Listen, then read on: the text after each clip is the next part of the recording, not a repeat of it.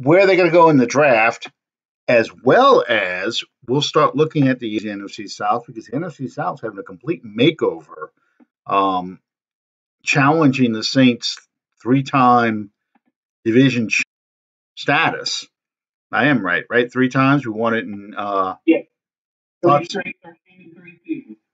Well, no, we didn't do in 2017. We went 11-5. That's right. Yeah, but we did 13 and 3 back to back. So 4 times. I was just seeing if you were saying. Well, you know what? I was just before we came on the air, I was watching the '87 team highlight film, and I was thinking about this. My youngest daughter is 19 years old, and this summer she will be the age I was when that '87 season started. You know, the Saints' first winning season. So essentially, her entire, for me, when I was that age, this is a real long tangent, but essentially that entire lifespan my daughter has lived, 10-year-old daughter has lived, that's how long I went without a winning season. You know, and then here we are celebrating back-to-back 13 and 3 seasons, 3 consecutive years division titles, but it took 21 years for the franchise to have its first winning season and 3 years just to win a championship, a Super Bowl. It's just amazing, you know, what essentially the golden age of Saints football that we've been living in right now. And you read some people's reactions on Emmanuel Sanders, like, you know, the Saints just aren't good enough, or just having, who cares they won 13 championship? You got to win a championship. That's like, geez, man, you know, season 21 years. I mean, it's mind-boggling that, you know, people just can't appreciate sometimes how long it took to get to this point.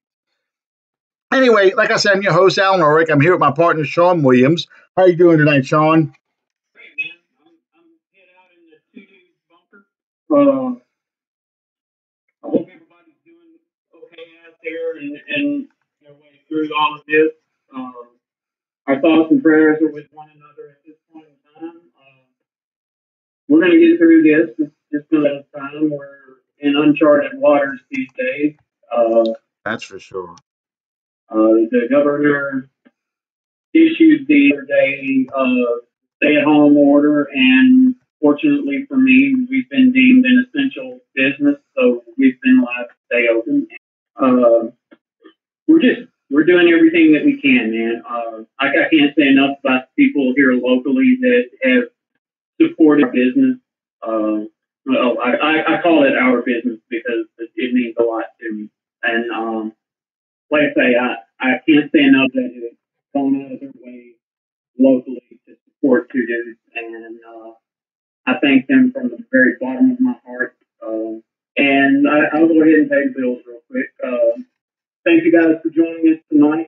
Taking a little bit of a break from quarantine, talking a little Saints football. You can follow us on Facebook on the Under the Dome podcast page. You can follow us on Twitter. You can follow us. Just don't follow me down the street. That makes me nervous, and right now things are kind of haywire. Don't do that. But yeah, we've seen recently, as in the last week, we've seen probably the most active free agency for the New Orleans Saints that we've seen in some time. Wouldn't you say? Yeah, you know, until we signed Emmanuel Sanders. Sean, your voice is really low now. It's not nearly as loud as it was earlier.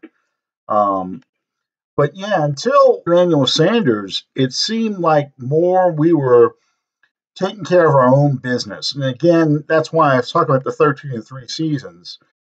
With going back to back 13 and 3 years, you've got a good core. You got a very specific shopping list. Yeah. And, very specific positions of need that you want to. To be totally honest, I was completely blown away that we signed Emmanuel Sanders. And here in a minute when we get to that subject, I'd like to know your take on that signing. I was really excited when I heard that. The guy has bowl rings with 4 different teams.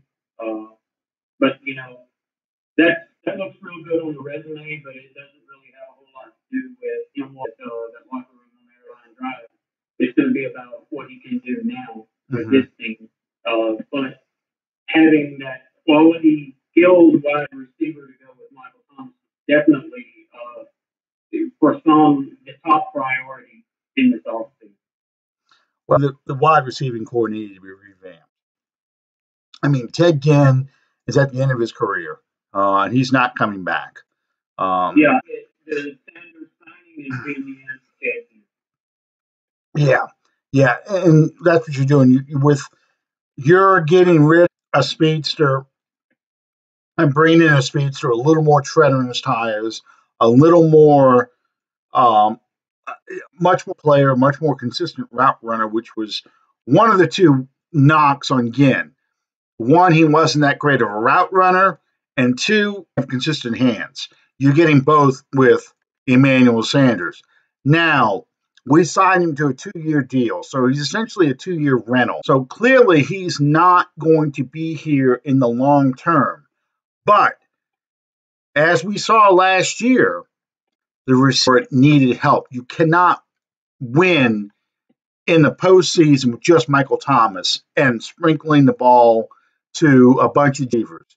You need a receiver who can take the top off the defense. I still think they target a wide receiver in the draft. This just now takes receiver out of the first round, I think at least, for the Saints, and puts it down third and fourth round pick where you can get a guy, and I'm hoping third round, but you can get a guy in there to play and kind of get his feet wet, much like we did with Traquan Smith last year, much like how we treated when he was here. We kind of ease him into the offense. He's not expected to be the savior or the number 2 guy on day one. He has to earn that job, but I think you now buy yourself a little time to work him through his rookie year. I agree. One thing that I've never quite been able to understand is I get that you see, I don't really know the proper word to use here in this context. You see the possibilities with players like Austin, Traquan Smith, those guys, but you're holding up a roster spot that could easily be so much better used by someone that's going to be a regular contributor. I want to see us. I thought you might get something out of Keith Kirkwood, and he gets hurt. So yeah, it's time to start investing some picks in these players. It's time to start investing into the receiving core with some more talented players, not just hard workers. Yeah. I mean, you're never going to spend the free agency money. Is it buffering, Jerry? I'm sorry. I can't tell him. I think he's saying there's buffering issues. I hope not, because the last time we got cut off. Yeah, about 10 minutes in. Yeah, I'm looking at the clock. The clock is running. We're 12 minutes in, almost 13. I hope everything's working all right. It looks like on my end, I'm checking the tech stuff right now. I don't see any issues. I hope it's all right. Who knows? But so far, everything looks okay. Technical problems streaming looks good. Yeah, doing that. So, okay. Anyway, going back to what it was, I just when I saw that in the chat, I just wanted to make sure we weren't going to drop out. But clearly, I think we're going to bring in other players. I think we're going to draft somebody. If one of the top receivers fall into, and I'm saying the teens, it doesn't have to be in at 24. It's you take one of those top 3 receivers, Judy, Lamb, or Ruggs. If you see one of those 3 guys slide, which I would be shocked if they do, but I've seen things like this happen before. If you have one of these guys drop down into say 15, 16 range, do not be jump up and go get him, despite signing Emmanuel Sanders. I knew I was going to say it at least once. Despite signing Emmanuel Sanders, I would not be surprised to see the Saints leap up and go get one of those guys because clearly, you've got your board stacked players on the board. You want to get that guy. But as of now, all this time I've been dead set that we had to have a wide receiver at number 24. The signing of Sanders would make me feel way, way more comfortable if they decided to go a different direction with a linebacker or a defensive back or just whatever. Yeah. Sanders makes me feel a lot better approaching the. Okay. All right. Chad's having a buffering issue, but he thinks it's on his end. Like I said, I'm checking it still. You guys are talking as Sean's talking as I'm seeing these messages. It looks good, but I'm gonna have to watch the replay later tonight because so far, live, which then I hear my own voice echo. That's aggravating. I here with the playback on, and it seems to be wrong. Okay, now I have no doubt that we're still on the air because. My attitude was when Jenkins left, he was not a very good player for the Saints, or Philadelphia. Being more of that roaming safety / hybrid corner at New England and that Philadelphia him. Whereas the Saints kind of used him more as just a free safety, single high safety. You stand back there and see what happens. They sent Roman Harper in more in blitzes, and you saw Philadelphia Jenkins more for the blitzes. They kind of, when Jenkins last year, they put Kenny Vaccaro kind of in that roamer position and kept Jenkins as a single high free safety. So, it was part of it was fit. It was the Eagles had a better vision of what they could do with Jenkins than the Saints did at that time.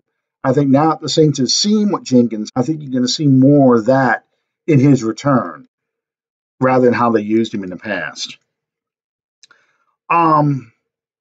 XFL player the Saints signed. His name is Dietrich Nichols. What do you like about this guy? I watched several games that he played for the Houston Roughnecks in the XFL. Mm-hmm. Now, that's just by saying, obviously, you're not talking about going up against the New England Patriots or the Kansas City Chiefs when you're playing in the obvious. Mm-hmm. But you're playing your game at the level that you need to and the level that you're at. Now, this guy, Nichols, he played very well. He stood out to me, obviously, early on. And he has incredible instinct. And the best players, no matter what level you're talking about, be that on up to the NFL, the best players are the ones that do what they do and make it look like they're not even trying to do it that way, if that makes any sense. And that was the impression that this guy gave me. He wasn't even trying to think more than what he was, but he stood out very much to me in his role with the Roughnecks. Okay. I only watched one game of the XFL. Sorry, it was a game. Roughnecks versus the Dallas not Mavericks. The hell were they? They were light blue, had a mask on, like Desperados. Yeah, Marauders or something close to Mavericks. It's the same kind of thing. And I spent most of the time trying to figure out what stadium they were in. Because it was in Houston. The game was in Houston. It clearly wasn't Reliant Field. I think it was Minute Maid Park. That's what it looked like. But, there's a lot of people who wanted the New Orleans to get an XFL franchise. And I said, the problem with it was there's no place for him to play. The dome does not sit empty the other, well, Saints football months long, but the other 7 months of the year, it doesn't sit empty with a field in it. They take that field out right away because you've got Mardi Gras balls coming, conventions coming into there, boat shows, all that stuff happens in the dome. So, the dome is in concerts and Essence Fest. The dome is pretty booked. So Yeah. you would have to play XFL games in another stadium in New Orleans. One I can think of would be Tulane's Yeoman Stadium. Yeah. Because I can't see them playing at City Park. Tad Gormley, that's a high school football stadium. It can seat 20,000 people, but the whole in it, it's just not a. I mean, it's not a stadium for that. You'd have to get an arrangement with Tulane, and I don't know how Tulane would feel about an XFL team there. So that's one of the many problems. You have to look at it from a business standpoint. You're not going to want to put a basically team in the New Orleans Superdome because it will cost you more to have that place up and running than what you're going to take in from the gate. Because in the New Orleans Superdome, even if you have a good crowd, you're going to be playing safe. Yeah, that's why it would have to be like a 20,000 seat stadium like Yeoman. Yeoman, I think, is 30. But I mean, out of 10,000 people, and it looks like a pretty good crowd in that stadium. And that's what everybody's talking about the San Diego Chargers, Angeles Chargers. Yeah. You see them playing their games in a soccer stadium that isn't even mobily at capacity. Now, what do you think they're going to look like? Yeah, it's mostly visitors. In the LA Coliseum. Yeah, well, they're going to have that new stadium open up next year, and I don't know how that's kind of like a canyon. The Chargers missed out with not getting Tom Brady. I just don't see how they're going to put people in those stands to watch those games. Brady, but you also kicked Phillip Rivers to the curb. There's so much uncertainty towards that franchise right now. I don't sell tickets based on what you're bringing to the party. They're going to have to make major moves in the draft. You're going to have to bring in a Tua. I'd be a Burrow. But you're going to have to bring in somebody. I mean, they're talking about Melvin Gordon leaving too. So Melvin is gone. Huh? Melvin Gordon is gone. I'm almost maybe he did. Let me see. You mentioned that. We need to talk about that. You look at the NFC South going into this season, and our landscape has suddenly changed. Because he signed with the Broncos. Yeah. Suddenly, it's not the same because Tampa Bay now has Tom Brady. Atlanta has Matty Ice. Carolina is still kind of up in the air in terms of quarterback position, but you got a new coaching staff there. Got a 1 year in coaching staff at Tampa Bay, and what most people, myself not included, consider to be the greatest quarterback to ever play the game. You're bringing him in. Mm-hmm. You obviously Brees. So at least looking at it on paper, the NFC South has suddenly become what everybody expects to be the most competitive division in the league now. And that's the thing. You've got I'm checking other things too. Okay.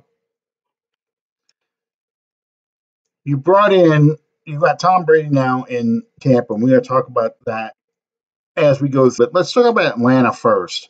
Atlanta has that coach is on the hot seat. He's got to make a difference. The general manager got the dreaded vote of confidence from the owner But basically, this is a make it or break it season. So you make some moves to kind of bolster that team. They've jettisoned Vic Beasley. They got rid of Freeman, and they brought in, and the Falconholic, I think, is the one that posted this one on Twitter. They got the remains of Todd Gurley to come in and play. Todd Gurley is like bringing in an LSU player to New Orleans, an LSU star to New Orleans, because he went to Georgia. More Georgia fans, Georgia Bulldog fans in Atlanta than there are Atlanta Falcon fans. So that's the crowd. That should get people in the stands if he can do what he did in Los Angeles. The problem with Gurley, of course, is gritted knees. You know, he was not as productive at the tail end of 2018 and as he was in the first half when he looked like the league MVP. Yeah, and I completely agree with you. Early is more about putting an ass every 18 inches than it is being successful on the football field. Yeah. But, they would use him. You see, that was the problem with Gurley in Los Angeles. He was an outstanding player, but you had a coach that wanted the talent of a up-and-coming young man playing quarterback. So, well, he's got a lot of toys to pass off. Passes out of the backfield, that it doesn't situate the fact that they wanted to showcase golf. Yeah. Well, he has toys. Field. You've got my favorite player, Cooper Kupp. You've got Reynolds. You've got a tight end. You've got Brandon Cooks. You've got an offensive line that's more built for pass protection than it is for especially what a lot of people don't realize. When it comes to offensive line play, there is a marked and distinct difference in offensive line that is built for running, such as the case was in Dallas, and an offensive line that is built for. Yeah. Well, and for Gurley, had a while back, we're talking about running backs. I said, most running backs have only a limited number of carries in their body. You start giving a guy a lot of carries, and we've talked about this when we talk about Christian McCaffrey. They can only take so many hits. Then the injuries start piling up, and suddenly now the player is not nearly as productive as he was in his glory years. Think Dalton Hilliard. Dalton Hilliard had that incredible 1989 season where he scored, I think, 19 touchdowns, 18 on the ground. He threw one touchdown pass, rushed for over 1,000 yards, caught, I want to say he had like 700 yards receiving. Just an incredible. Well, in 1990, he started getting knee injuries, and his career was never the same. 91, he comes back, but the knees start bothering him. They draft a running back in 92. He's gone by the 93 season. By the end of the 93 season. So, Hilliard was that kind of, and you have a lot of Falcon fans looking at this, bringing in Todd Gurley as like what happened the last time he went to the Rams to get a good player, Steven Jackson. And what Steven Jackson had left in the tank when he got to Atlanta was not the Steven Jackson in St. Louis when they were the St. Louis Rams. And the same was true for the first Rams running back, great running back they brought in when Eric Dickerson finished his career with Atlanta. Yeah. He was not the same running that he was in both Los Angeles and Indianapolis. So, Atlanta fans are naturally very cynical about it. It seems like he's only 25 years old. It seems like you're going to get a guy in his prime, but you're worried that he got run to the ground in Atlanta. I mean, not Atlanta, got run in the ground in Los Angeles. So what you get in Atlanta is just not as good. So it'll be interesting to see how. It doesn't really address your posting out there. Mm-hmm. If he can't stay healthy and stay on the field in Los Angeles, you're deluding yourself to think anywhere else. Well, and again, he's going to an offense that's going to throw the ball more than run it. I mean, because you got Julio Jones, you got Calvin, you got Matt Ryan, who threw for almost 5,000 yards. Um, you've got an offense that's built to throw the ball around, and you've got a team that's built on scoring a lot of points. Kirk Cutter, the offensive coordinator, that's what he did in Tampa. He threw the ball all over the place. They didn't run the ball in Tampa. So how they use Gurley is going to be interesting. They're going to try and do what they did when Shanahan was the offensive coordinator, run up the score, and then grunt the second half while you're trying to match them score for score, and let that small, undersized pass get after your quarterback, force turnovers, and then they start running the ball and grind it out on you. I don't know if that's their thinking, but it sure seems like. This is not a power running team.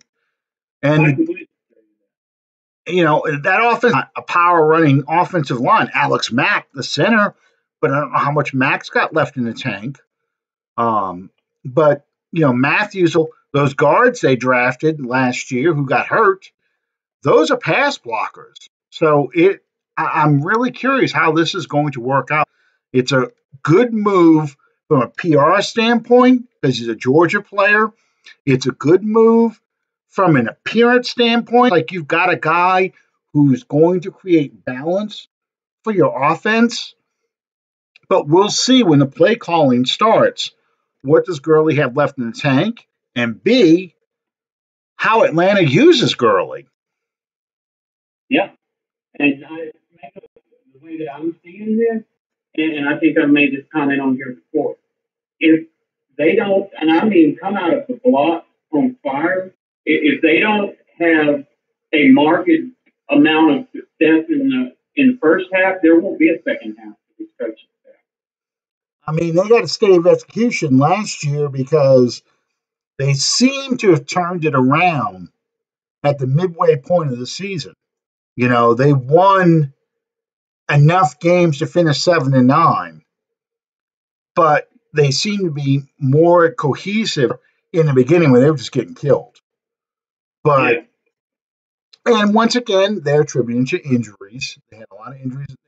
They've re-injured too. They've let players go in their secondary, and they're going to try and, I guess, get more aggressive kind of guys to deal with. And it's going to be interesting again to see, given how the NFC South is going to look with Tom Brady, with obviously the Saints. You to be the man, you got to beat the man. Even Carolina, because Carolina added Robbie Anderson to an offense that already has Curtis Samuel, has Christian McCaffrey. You've got a lot of speed at you. Mike Evans with Tampa. Teddy Bridgewater in Carolina, who can throw the ball.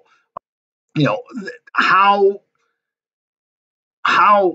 Atlanta's defense now can stack up. Are they going to be the kind that can stop an opposing offense from picking them apart?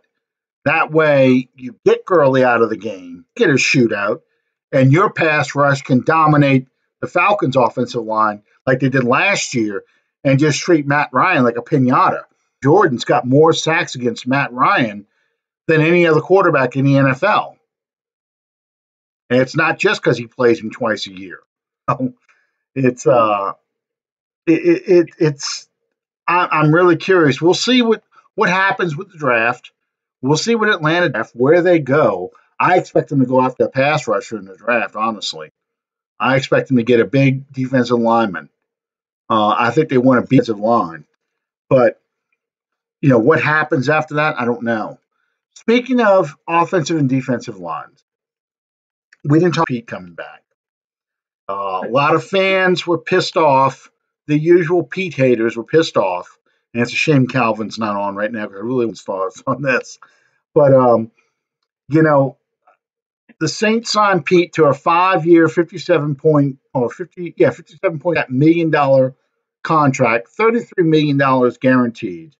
So clearly they're investing in a guy for the long term. He's not going. Yeah. How did you feel about this when you heard it? You know, despite this week, which we've discussed at great length, Mm-hmm. you need the guy to stay healthy. That's the bottom line. But I'm not opposed to Andus Peat being in the New Orleans Saints because for several years now, since he joined this team, one of the most versatile and usable offensive linemen that we've had, which is kind of 22. The fact that you have to use him so much, or that you can use him so much, is probably the biggest contributing factor being nicked up so much. Yeah, yeah, I would agree with that. I would agree with that. I think the key, Pete, is the key word you said: versatility. You've got a guy that can slide over to left tackle when Armstead gets hurt. Not a question of if, but when. He's a guy who can play just about anywhere on the offensive line. And I think when he is healthy, the Saints are very supportive of appreciate the kind of player he is when he's healthy. Now the question is, and this is why I said I expected Pete back because of the guard market last week when we were talking about him.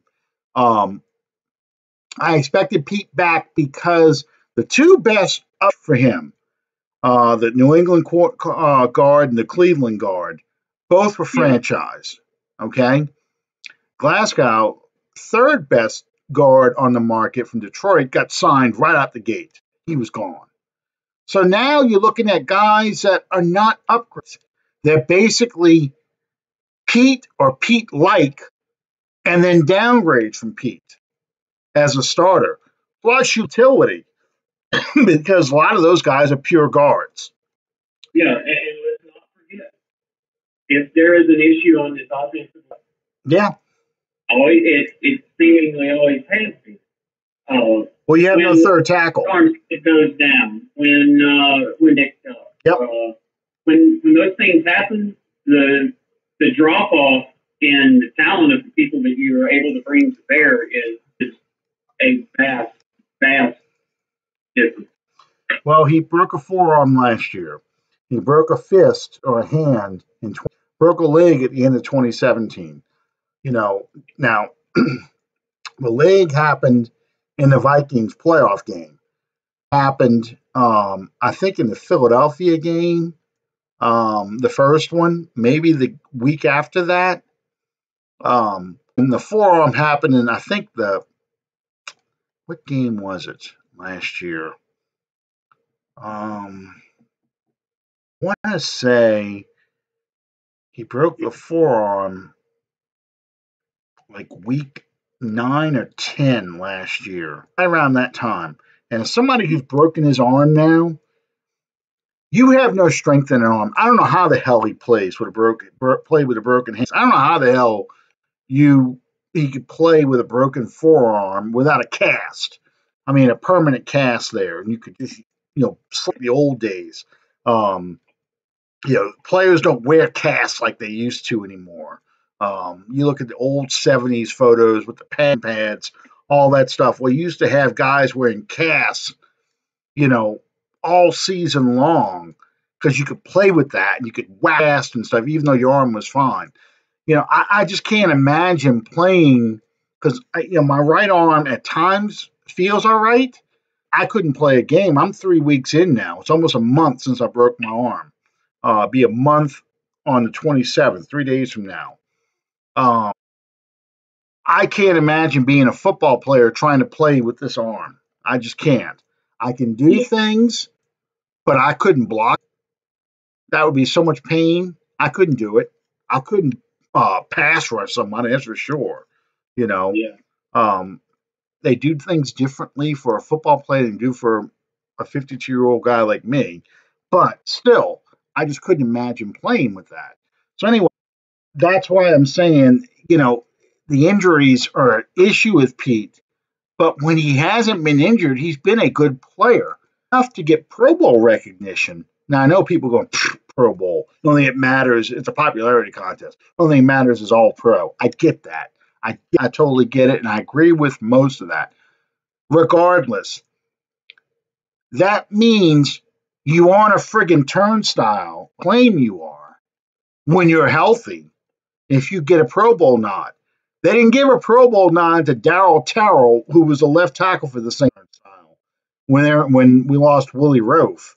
I can think of a lot of bad players over the years that we've had at guard and at tackle that did not get Pro Bowl nominations despite the Saints winning. Bad players. Yeah.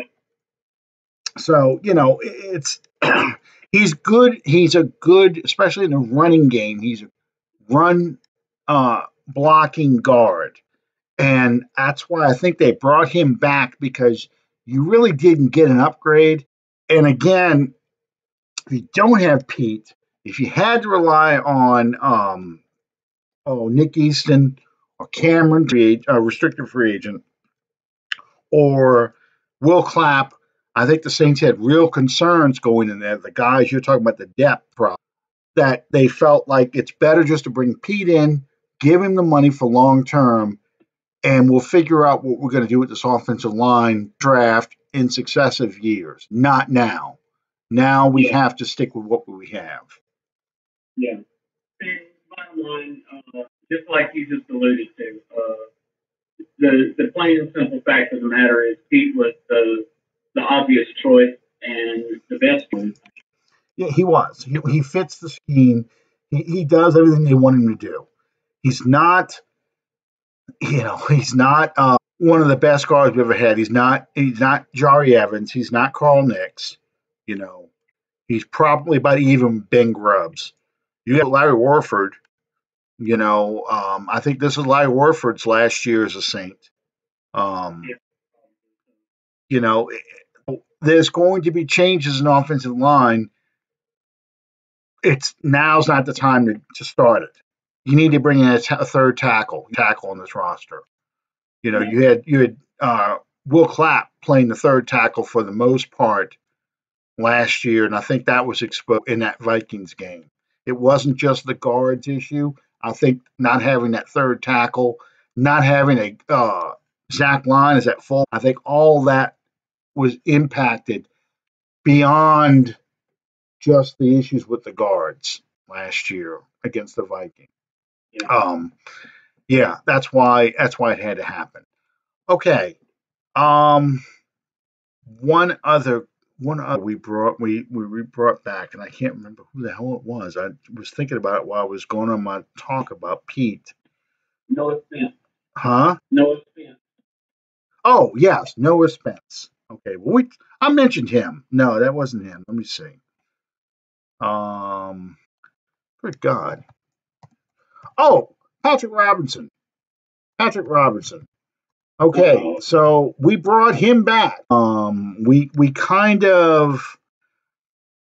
still haven't brought back your boy PJ Williams. He hasn't come back yet.